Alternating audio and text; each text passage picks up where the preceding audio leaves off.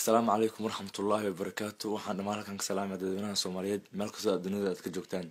Salaan kadib ma rabo inaan ku dheeraado laakiin waxaan rabaa arrin aad iyo aad oo la yaabay inaan ka hadlo. Maalmahan saad aragteen TV-ga iyo CNN-ka meel kasta mudaharaadyo ayaa ka socda. Xaaladdu ayaantan aad bay u kacsantaa.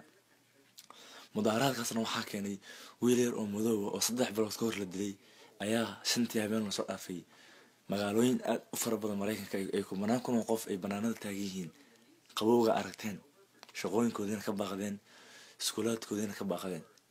taas waxay ku tusinaysaa dowladnimadu iyo isku xirnaanshuhu iyo dadku marka isku duban yihiin macaanka iyo awoodda ay leedahay iyo dhimashada agtooda qiimaha ay ka leedahay. wiil yar oo 3 maand ka hor la dilay ayay intaasoo kun oo qof ay qabowgaas la taagan yihiin ay ka xun yihiin. war Ilaahay baa ku dhaarshay Soomaaliya the last 3 months ma qof la dilay ma la yaqaano. the last 3 months naqa gabdhood ayaa Soomaaliya la xoogay ma la xisaabin karo. the last 20 years ma qof Soomaaliya la dilay kumanaan wax la xisaabi karo maahan. dadna qabowgaas bay dhooban yihiin hal naf oo la dilay annagana ardaydii dhakhaatiirtii fanaaniintii hooyooyinkii gabdhihii ayaan dilaynaa agteena dhimashadu qiimo kama lahan. yacni waa laba adduun oo aan isku dhow ayaan ku kala noolnaa. Soomaaliya maanta hadii dowladda Soomaaliya haddaan nahay adduunka meel kasta oo ku dhibaataysan qaxooti baan nahay. Liibiya Soomaaliya baa lagu dhibaataynaya maalin kasta.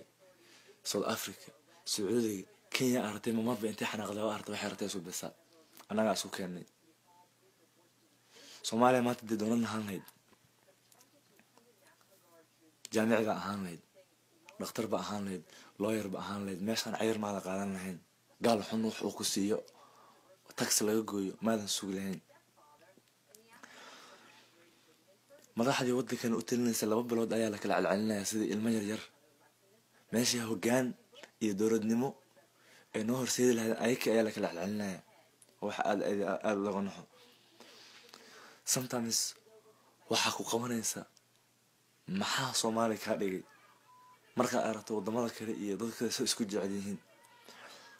laakiin waxaan aad iyo aad ugu farxaa inaan Soomaaliya sababtoo ah dad Ilaahay diin leh ayuu naga dhigay dad isxariiriya oo isjeclaana laakiin qabiil ayaa faraha naga qaaday oo ewer naga dhigay. laakiin ilaa hadda waxaan aad iyo aad oo la yaabana oo maskaxdayda soo mari la inay dadna qabowgaas ay taagan yihiin qof la dilay annagana aan sa aragta isku dilayno. waxaa jira video ayaan hore aan ka daawaday Facebook la soo geliyay waaga ciyaalka ah waxaan aaminsanaa jiray dadka waaweynka inaysan gaajo qaban. oday Soomaaliya weeye Allah naxariis hadda wuu dhintay. odaygaas Soomaaliya arano inaad aragtana u maleynayaa wuu oynayaa wuxuu la oynayaa gaajaan heese dhacaawiyo dhahaya.